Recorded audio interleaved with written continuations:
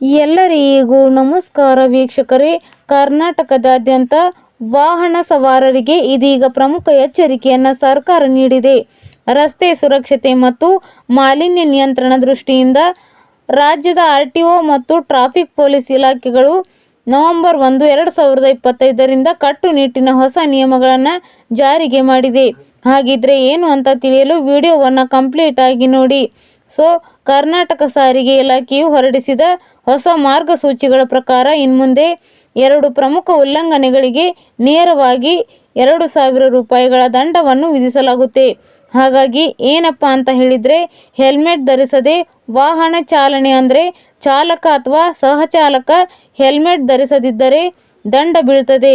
ಇದರ ಜೊತೆಗೆ ಹೆಲ್ಮೆಟನ್ನು ಕಡ್ಡಾಯವಾಗಿ ISI ಮಾರ್ಕನ್ನು ಹೊಂದಿರಬೇಕು. ಗುಣಮಟ್ಟವಿಲ್ಲದ ಹೆಲ್ಮೆಟ್ಗಳಿಗೂ ಕೂಡ ಫೈನ್ ಬೀಳುವ ಸಾಧ್ಯತೆ ಇದೆ.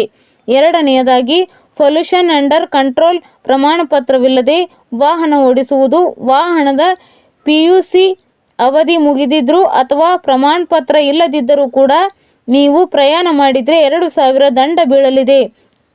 ಹಾಗಾಗಿ ಈ ಬಾರಿ ಟ್ರಾಫಿಕ್ ಪೊಲೀಸರು ಕೇವಲ ರೆಗ್ಯುಲರ್ ಚೆಕಿಂಗ್ ಮೂಲಕ ಮಾತ್ರವಲ್ಲ, ಅತ್ಯಾಧುನಿಕ ತಂತ್ರವನ್ನು ಬಳಸ್ತಾ ಇದ್ದಾರೆ. ನಗರಗಳ ರಸ್ತೆಗಳಲ್ಲಿ ಅಳವಡಿಸಿರುವಂತಹ CCTV ಕ್ಯಾಮ್ರಾಗಳು ಮತ್ತು ANPR ಕ್ಯಾಮ್ರಾಗಳು ನಿಯಮ ಉಲ್ಲಂಘಿಸುವ ವಾಹನಗಳ ನಂಬರನ್ನು ಸ್ವಯಂಚಾಲಿತವಾಗಿ ಟ್ರ್ಯಾಕ್ ಕೂಡ ಮಾಡ್ತವೆ. ಹಾಗಾಗಿ ವಾಹನ ಸವಾರರು ತಕ್ಷಣವೇ ಜಾಗೃತರಾಗಿರಬೇಕು. ಯಾವುದೇ ರೀತಿಯ ಅನಗತ್ಯ ದಂಡಗಳಿಂದ ತಪ್ಪಿಸಿಕೊಳ್ಳಲು ರಾಜ್ಯ ಸಾರಿಗೆ ಇಲಾಖೆಯು ಇದೀಗ ಈ ಸಲಹೆಯನ್ನು ಕೂಡ ನೀಡಿದೆ. ಸ್ನೇಹಿತರೆ, ಈ ಬಗ್ಗೆ ನಿಮ್ಮ ಅನಿಸಿಕೆಯನ್ನು ನಮಗೆ ಕಮೆಂಟ್ ಮಾಡಿ ಹೇಳಿ. ಅದೇ ರೀತಿ ಮತ್ತಷ್ಟು ಅಪ್ಡೇಟ್ಗಾಗಿ ನಮ್ಮ ಚಾನಲನ್ನು ಕೂಡ ನೀವು ಸಬ್ಸ್ಕ್ರೈಬ್ ಮಾಡ್ಕೊಳ್ಳಿ.